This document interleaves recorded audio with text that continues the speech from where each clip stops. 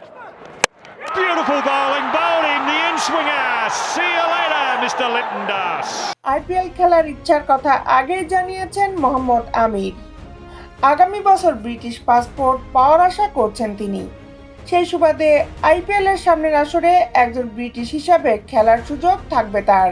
ধরা যাক আমিরকে আইপিএল এর কোনো এক দল কিনেও নিল, তখন যদি একই সময়ে আইপিএল পিএসএল দুটি টুর্নামেন্টই হয়, তাহলে কোন লিগে খেলবেন তিনি?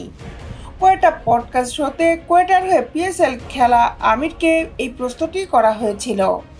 সে প্রশ্নের উত্তরে পাকিস্তানের এই বাঁহাতি পেসার কোনো দ্বিধাদ্বন্দ্ব ছাড়াই আইপিএলকে বেছে নিয়েছেন। আমিরের জবাবটা এরকম ছিল, সত্যি বলতে যদি সুযোগ পাই অবশ্যই আমি আইপিএল খেলতে চাইব। আমি খোলাখুলিভাবেই বলছি, বেশিরভাগ ক্রিকেটারই আইপিএলকেই প্রাধান্য দেন। অর্থ, টুর্নামেন্টের চাকচিক্য, খেলার মান সব দিক থেকেই বিশ্বের সেরা টি-20 লিগ আইপিএল। অন্যদিকে পিএসএল এসব দিক থেকে আইপিএলের বেশ পেছনেই। আমির আইপিএল খেলার ইচ্ছার কথা বলেছিলেন কিছুদিন আগেও। 32 বছর বয়সী এই পেসার আইপিএলে খেলার সম্ভাবনা নিয়ে জিও নিউজের হার না মানা হাই অনুষ্ঠানে বলেন, আগামী বছর আইপিএলে খেলার সুযোগ আসবে। একই অনুষ্ঠানে উপস্থিত থাকা পাকিস্তানি ব্যাটসম্যান আহমেদ শেহজাদ বলেছিলেন, আইপিএলে বেঙ্গালুরুর ভাগ্য পরিবর্তন করে দিতে পারেন আমির।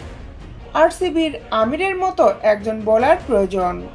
তাদের ব্যাটিং বিভাগ ভালো, তাদের বোলিং সবসময় সমস্যার।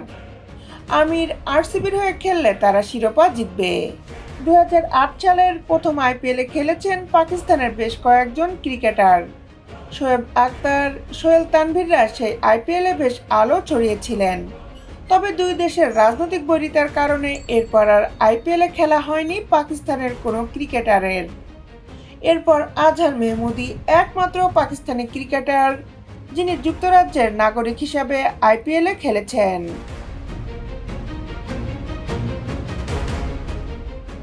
দেশ বিদেশের খেলার আপডেট নিউজ পেতে আমাদের সাথেই থাকুন। Justice sport, Dhaka.